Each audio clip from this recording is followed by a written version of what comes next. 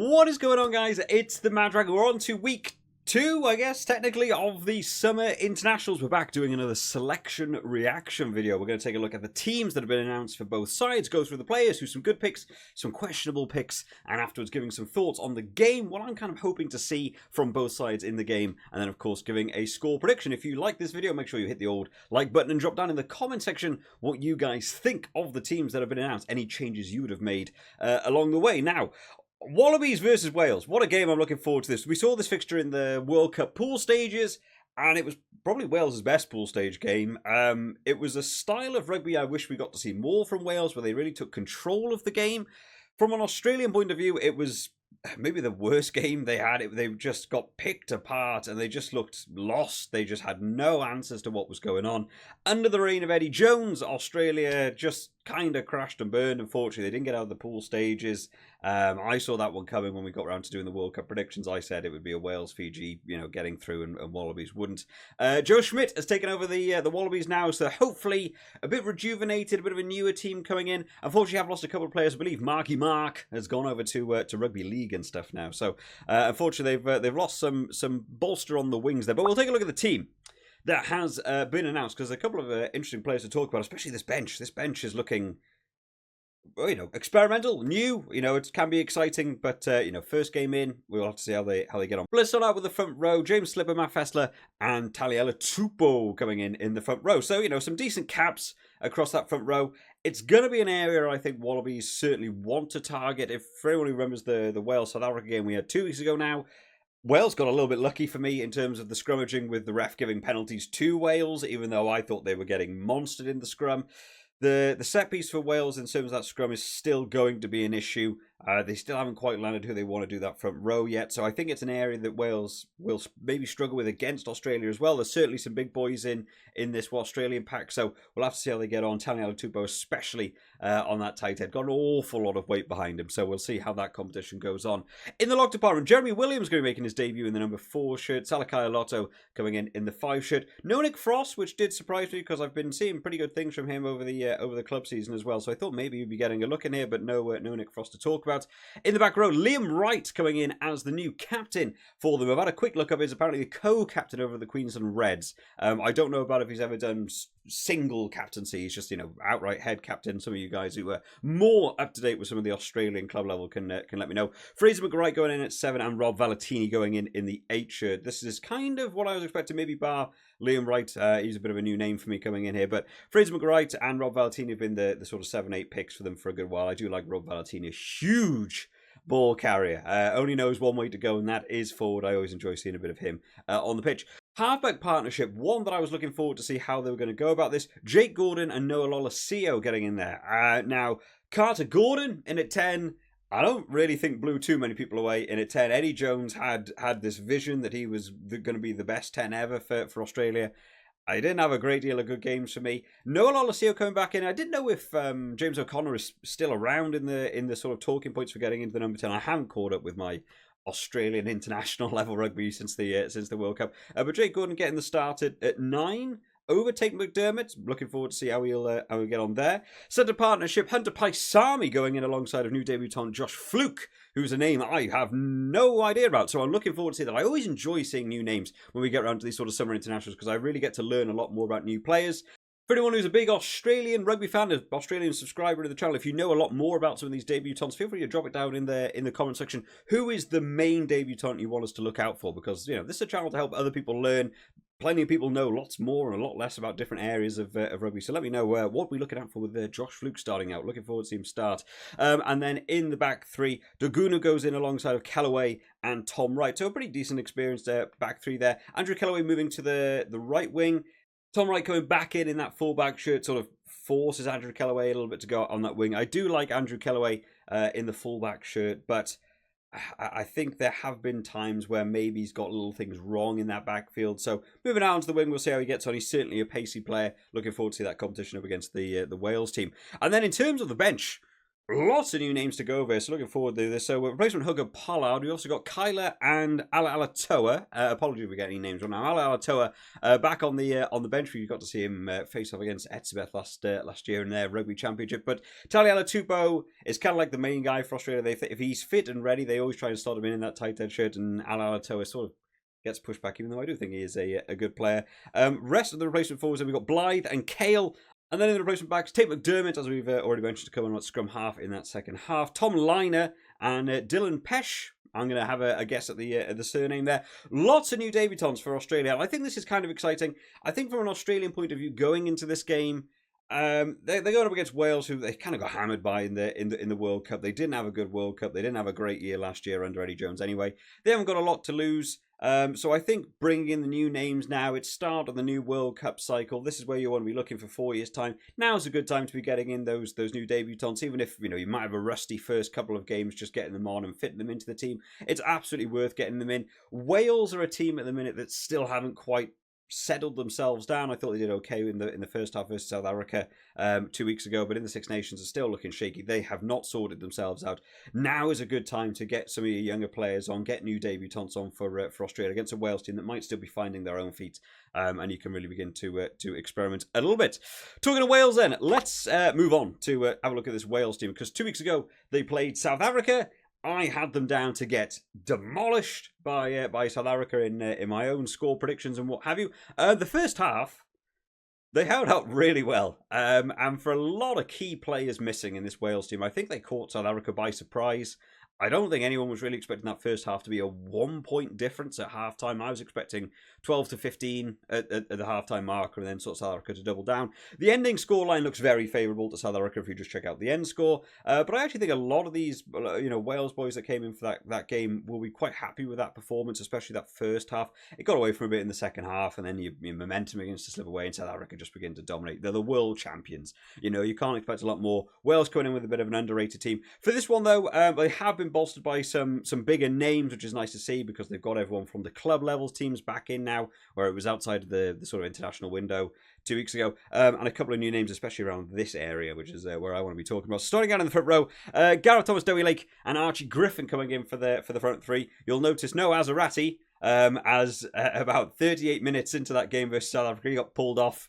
And yeah, I think the front row is an issue for Wales still at the minute. Gareth Thomas I actually thought performed pretty well. He was up against some difficult competition against the South African team. We know what they bring in terms of a front row, but the tight head problems just all day long for Wales were really struggling in the scrum. I feel like there were some really unfortunate penalties that went against Oxenshea last week for getting done for sidestep. I just think he mullered the scrum. And I think Wales got kind of lucky. Dewi Lake's throwing improved, which is a real big bolster, because the line-out situation for Wales has been an issue again throughout the Six Nations.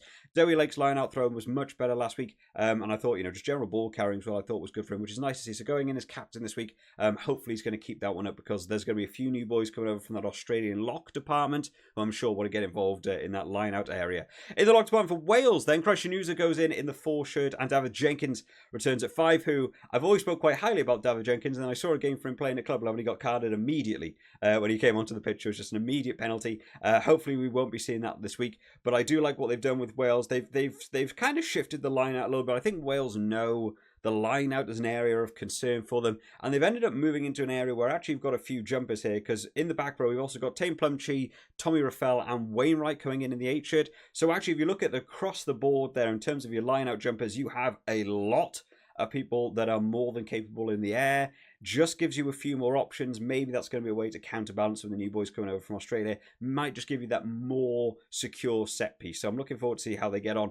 Aaron Wainwright, especially back in that number 8 shirt, is always fun and exciting to watch, because I think he's been playing very, very good rugby at the minute. Tame Plumtree, I'm still waiting to win me over in the international jersey. I haven't really seen that same spark from that we get to see sometimes from him at club level. The halfback partnership, though, a fun area to talk about. Bevan and Ben Thomas coming in now. Ben Thomas, capable of playing 10, also does the inside centre. I really want to see, at some point in this game, a bit of a trial shift to see if they could work Sam Costello coming on at 10 and Ben Thomas sliding to 12.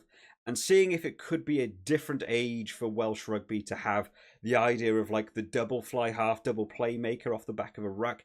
I really want to see if Wales can make that work. Wales are a team that I don't really think I've ever, or in certainly my most recent level of knowledge of the international rugby, I've never really tried that. You think of like what England have done with incorporating, they had Farrell and Smith at the same time, and a few other teams have got this double fly half thing. Ben Thomas is going to be potentially a really valuable asset moving forward as to someone who could actually fill that role. Now, he's playing 10 for this one. Excited to see him at 10. I saw him play at 10 for Cardiff, and his kicking game was solid. Got it through the post on a high percentage number of occasions, and is also distributing from 10 was good. I think I preferred him actually playing at 10 from 12 because I thought there was a couple of times when he was playing at 12 where he felt a little bit greedy and didn't give the offload, whereas at 10 there was a bit of a mental shift to play 10 better. So I'm looking forward to see that. And Bevan staying in at 9, who again I thought had a good game against South Africa. Kieran Hardy is on the bench for this one, but I think it's a good move. Keep Evan on. He's got the momentum going forwards from that game. Yeah, good move. Keep them going.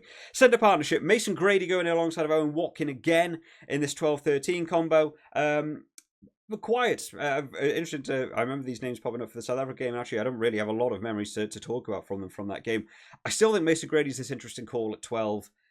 I really enjoy seeing him out on the wing. Maybe they're still worried about what his defensive work is going to be on the wing. Now, a point of note here is that they've got Ben Thomas in at 10, who can also play 12. You also got Nick Tompkins, who could do 12 or 13. Owen Watkin, who can do 12 or 13. Sam Costello to go in at 10. There's a lot of coverage for that centre position. So I'm guessing they've got decent maneuverability here. Of course, if you've got an injury on the wing, you can slide Grady onto the wing, you can bring Nick Tompkins on, or you can slide Ben Thomas back to 12, and you could put Sam Costello on. I like that it's moving in that direction to have a few more interchangeable players being able to move around the pitch. I might like to see the idea of just seeing Mason Grady out on the wing for a full game to see how he gets on in a Wales jersey and see if they incorporate him well enough. Maybe it's not the Wales game plan. There's a lot more kicking in Wales than when you watch over at Cardiff with the ball is shipping out to Mason Grady and he's allowed to do stuff in room, whereas in the Wales squad there's a lot more high ball aerial competitions and maybe the wingers don't get quite as much room to work with. Maybe it's not going to be the same game plan for him. Maybe I'm overthinking it a little bit too much. In the back three, Rio Dyer Hathaway coming in for his debut, and Liam Williams moves into the fullback shirt, who I actually thought had a solid game out on the wing in terms of his aerial competition last week versus South Africa, really making them work for it.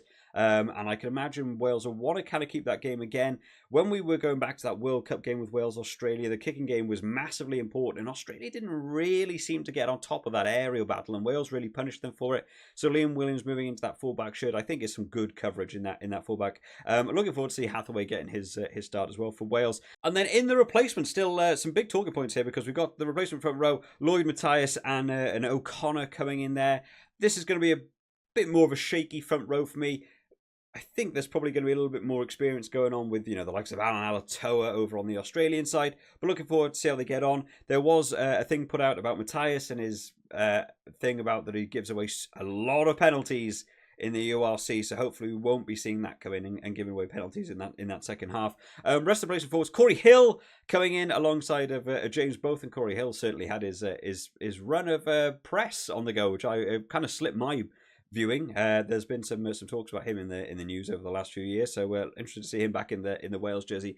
And then the replacement backs going in for Wales, Kieran Hardy, Sam Costello and Nick Tompkins. There's a good bolster there of backs to come on in that second half and hopefully open the game up. Now, what are we expecting coming from this game? They're playing over in Australia, so you've got that home advantage, always useful to have. Wales have, hopefully shaken off a bit of that, bit of the cobwebs a little bit. They got to play in the Six Nations. They didn't play great across the Six Nations. They got to play against South Africa last week, so, a few of those players will be feeling a little bit more gelled together, a bit longer in the training sessions.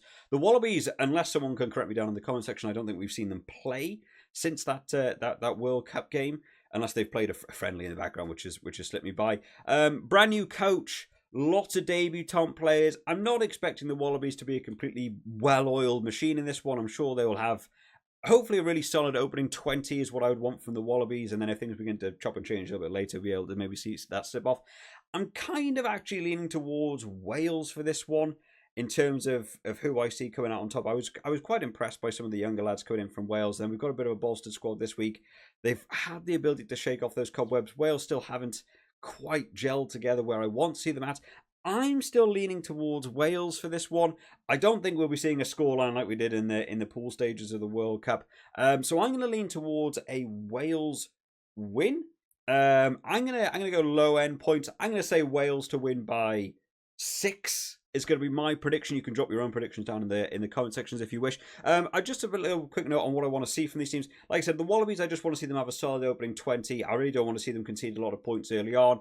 I want to see this new team. I want to see what Joe Schmidt's going to bring to this new Wallabies team, and see some of those lads go on in the second half and hopefully get stuck in. You know, you don't want to be seeing lads come on and just sort of standing around. Get involved. There's a lot of new debutants on that side. A great opportunity for them. And from Wales, it's going to be a lot more testing around, I think, how they just want the mechanics of the team to work out. I really think Ben Thomas is going to be a really interesting player to watch, to see how he's going to cope in that 10 shirt, versus if we maybe get to see it switch up between doing the 10-12 with Sam Costello. I think that would be a really big test to see if maybe that is a direction Wales could go, looking ahead towards the next World Cup, to have this 2 double playmaker thing, rather than just sort of having a 12 that just runs forwards and is just sort of used for defence, which has been sort of the Gatland era of playing 12s in Wales. So hopefully we get to see some new things from Wales, and hopefully this Wallabies team is going to bounce back from a World Cup where maybe they were pretty disappointed. I'm not going to lie. I think we were all a bit disappointed with the Wallabies. But there we go, guys. That is the team announcements for the opening game for this weekend. It's not actually the opening game. It's the first teams I've seen. So actually, this is like the third game of the weekend. Make sure you're getting your predictions down on Superbru as well, because we'll be covering those results on Monday. We'll be trying to do as many of these videos as I can for some of the other games going on over the weekend, depending on how time allows me to fit them in before we actually get around to kick off and what have you. I hope to see you all next time, guys. Bye bye.